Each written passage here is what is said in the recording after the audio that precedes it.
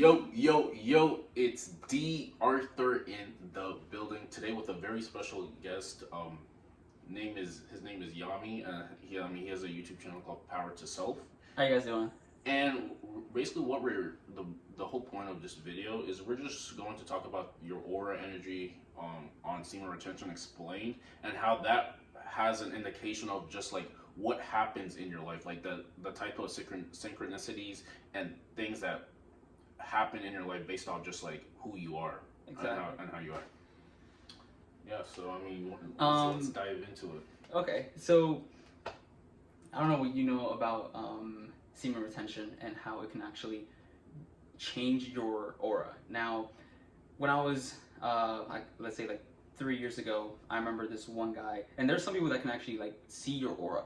Now, an aura is basically an energy that you are emitting a little bit outside of your body. So like, let's say like maybe a couple feet outside of your body, and each aura has a certain type of color to it, and that means something. And I remember walking down the street, and I remember this one guy stopped me, and he's like, "You have a pretty big aura," and I was like, "Oh, you can actually see my aura?" He's like, "Yeah," and he's like, "What color is it?" I asked him, and he's like, "It's like he said a clear, it's like, I don't know what to call it, like one of those clear marbles that have like a little, like a rainbow color into them, like a little light rainbow color." And I don't know what that means. That I searched it up, and it kind of correlated with my personality. And so each aura that you create, and your auras can change, and so each aura actually attracts things into you, like the law of attraction, right? Law of attraction basically is that you attract to yourself what you are. So if I'm an individual that is very lustful, like a people's pleaser, right? You met those kind of people, that people who they just do everything to make people happy, so they don't actually hold their energy to themselves. Those individuals will always attract negativity, always will attract hardship to themselves. And so when you practice semen retention, this is, again, this is logically semen retention. When you keep your semen, you have to understand your semen has so much nutrients in it, right? So when you release that out, that's why men, when we finish, we're ready to go to bed. You know what I mean? And the reason why that is because when you go to sleep, your body starts creating more of your semen, so your body can be energized again. So that's what semen retention. If you don't do semen retention, that's what can happen. You can relieve your body of all the vital nutrients. But when you keep it for a certain amount of time, and this is the thing, a lot of people think semen retention, once you decide to go on that path, you like, I'm gonna do that forever. But that's not a good thing. You are a human being. You are a biological machine. You have to release that sometime, And so, but you have to keep it in your body for a given amount of time so you can use that kind of energy. And when you use it, you are energizing your body everywhere you go. All the nutrients, all those vitamins and minerals that are in your semen will energize you wherever you go, and you can use that. And while you're doing this, like you said in your videos, you change your personality. And so when your personality is changing, you become more confident. When you walk, you walk with more purpose. You start to think. You become a little bit more creative in what you want to do in your life and so forth. And your aura starts shaping. And then a lot of people like me, I don't really see my aura, but I can see circumstances in my life changing rapidly. And so that's because the individual I have become, right? So my aura is changing. So that's something that your semen retention can do for you, and it's, in my eyes, very, very life-changing experience. Wow. So, yeah. A beautiful breakdown. And I mean, what do you have to say to the people who say like, oh, this is just some sort of voodoo? It's not really helping out. It's just BS. Like, what do you really have to say about that? So I've experienced these kind of people before too. So you have to experience before you can have an opinion, right? I have to be able to try. You have to be able to try something, and then if you see that it's not working, then you can say, yeah, it doesn't work for me. But even when you're trying, you can't be trying something with the idea that it's already not going to work. That means you're not even open for it to even work for you, right? And like law of attraction and all these other things, things in your reality can only work if you actually believe in them, right? Like people that are, I don't know, people that believe in religion, right? The religion only works for them as much as they believe in. So if I look at the religious books and I'm just like reading it, even though I don't believe in it, that's not gonna do anything for my life. We are emotional creatures, right? Emotion, when our emotion is very, very tied to what we believe in, that thing is gonna start to really manifest itself into our life. Its results will manifest. And so try it with an open mind, try it with dedication, enthusiasm, then dictate whether or not it's actually working for you. Wow, yeah. And when you were saying about just like the whole thing about belief, like I read something where saying like basically the subconscious mind is knows all, and whatever the subconscious believes is what you're going to get. Mm-hmm. So when you were talking about just like the religious books and everything like that, if you don't really believe in that, none of that happens. So your literal mind can change what you see and Exactly. what you are to believe. So basically, the gist of it is belief is everything. Exactly. Belief is everything, regardless of. And we were just talking about this, how your reality is actually shaped by your belief. But it's like I forgot what it was called. Reality is subjective, so it's not objective. And the reason for that is your own belief shapes your own reality. And it's like when someone comes up to me and says, "No, my whole reality is objective," because that is your belief. It is going to be objective for you. But for me, if I don't see it as you see it, that already shows you that it is subjective, and that is the reality to it. Wow, yeah. So yeah, belief is everything. I read something that also said, believe in belief itself. The mere fact that you have core, and you were talking about emotion, but emotion plus belief is literally can move mountains. Exactly. Yeah, so exactly. I mean, if you have emotion, you have belief. The thing is, people also get, what do you have to say about the people who, once their beliefs are challenged, they put some sort of front up? What do you have to really say about that? Like the people that are, like when their beliefs are challenged and then they they don't like believe maybe anymore? maybe like someone shows them something that's opposite of their belief. Like, I mean, what would you have to say about that? So it's called cognitive dissonance. Yes. And these individuals are like, they're so tied up in their own belief that when you show them the facts and when you show them things that actually make sense that go against their beliefs, they will literally like dismiss it, and they know that they're dismissing it, and they know that it's being challenged at great degrees that actually break apart their own beliefs, and that shakes them, that shakes their reality. And that's why they don't want to accept something else, because their reality is shaped from their own belief. When you break that down, you're breaking their reality. The whole concept of their own reality is broken apart. Why wouldn't someone go insane when you do that? And that's where it has to be done like little by little. So, and that's exactly what's going on in our reality right now.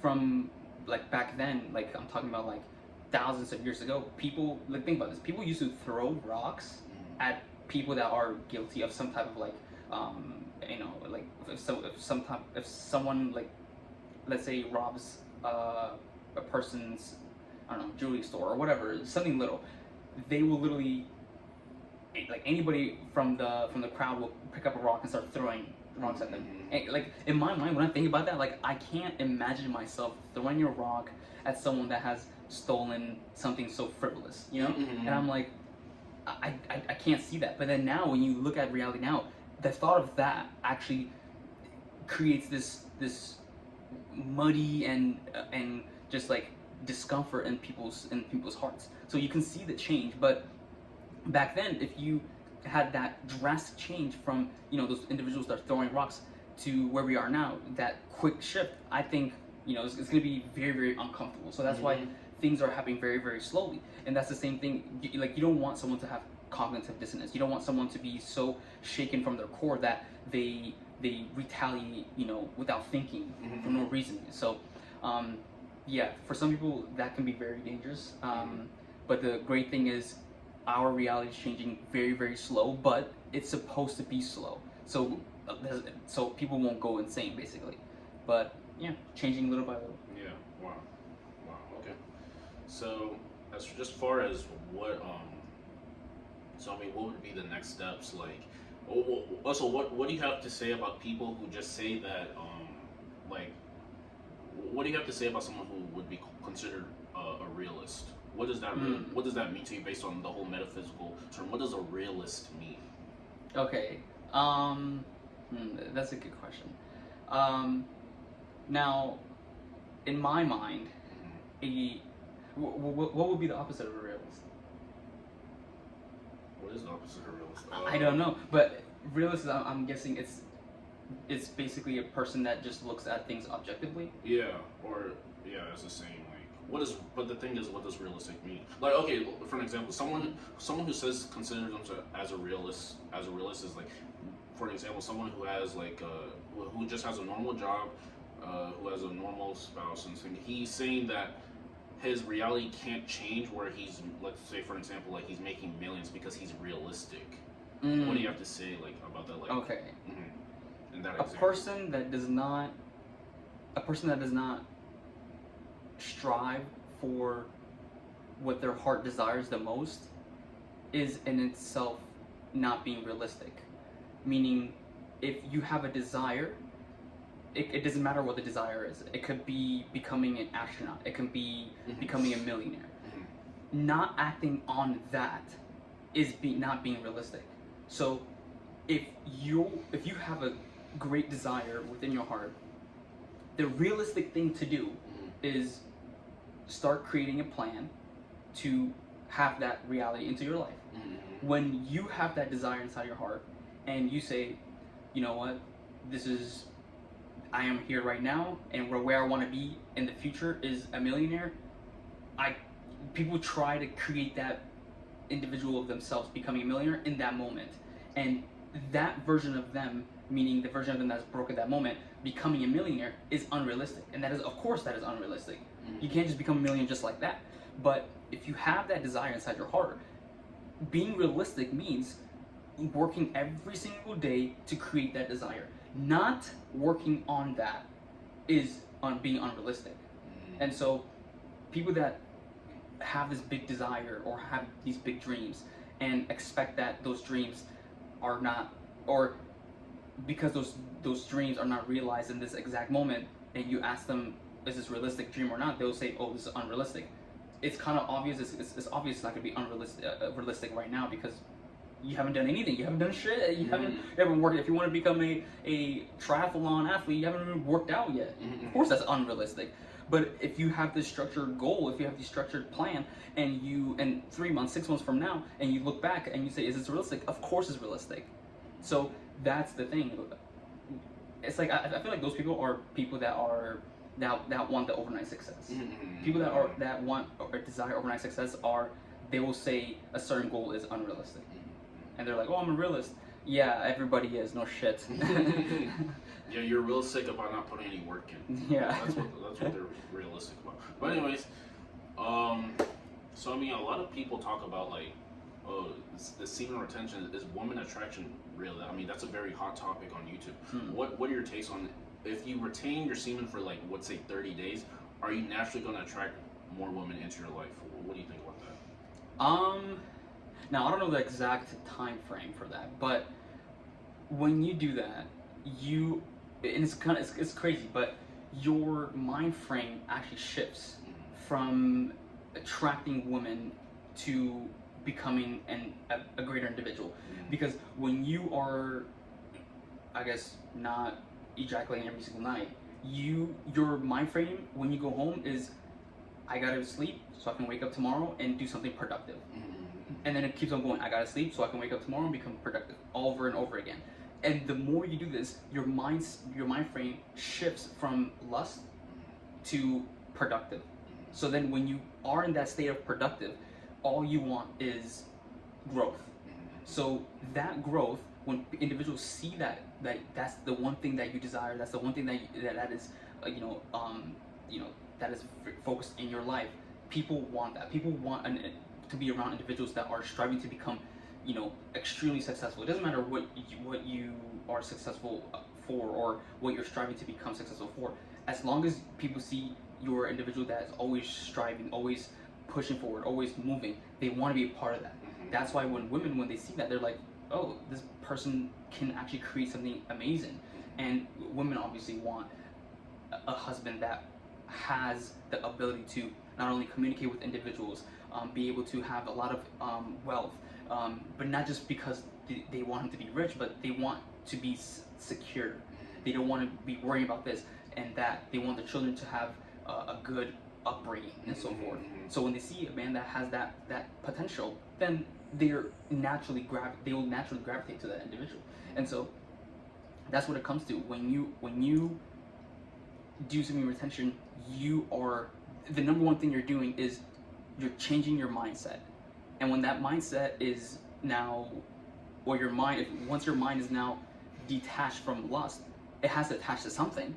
And the only thing, and this is the other thing, and I read this in a book, the only thing that we as humans, there's two things that we strive for, is sex and greatness.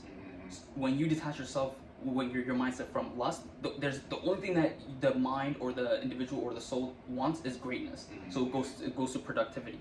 So when you detach that and you go into productive mindset, of course your aura is going to change, your personality is going to change, the way you walk is going to change. Individuals in your life are going to start gravitating towards you that are extremely different from your past, and you can see and you will see your life changing drastically. Yeah. Wow, and amazing how you broke that down, because there's a lot of people who just like to look at things from a one parallel way instead of looking at the broader picture. And correct. And the way you just broke that down is very, very, captivating when you look at it that way.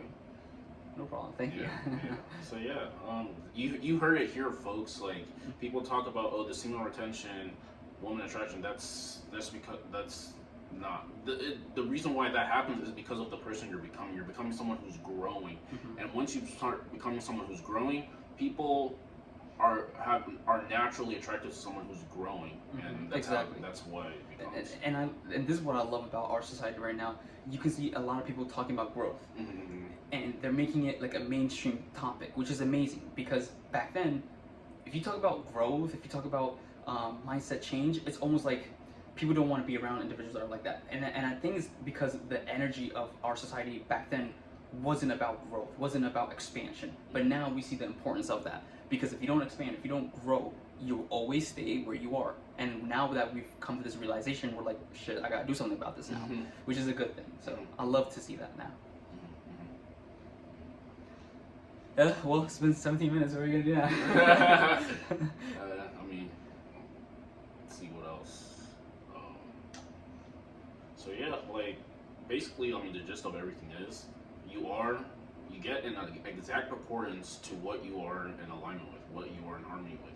So someone who is saying like they want to be a millionaire, they have specific strategic plans and actions to acquire that state. People who don't believe in that is because they don't have specific plans, actions, and habits that align with that, and that's why they'll stay like that. Exactly. So yeah. So and that all that comes from your mindset. Once your mindset changes, and you will understand it. You will know when your mindset changes. It's not something that other people can actually see, other than you. You will notice it first, because obviously you're you live with yourself all the time. Once you feel that shift inside of yourself, inside of your body, then you will know that you are starting on this journey of change. And once you feel that change, your old habits are not going to be desired by you anymore. You will feel it. The desire for those things will start to fade away. And that's when you know, oh shit, I'm actually making the changes now. It's actually realistic. It's actually realistic and can make a drastic change in your life. Wow. Yep. Bravo. Hopefully you guys enjoyed this video. Yeah. Thank you so much for tuning in, and we'll see you in the next one. Drop your comments down below, and then signing off. Thanks. See you guys.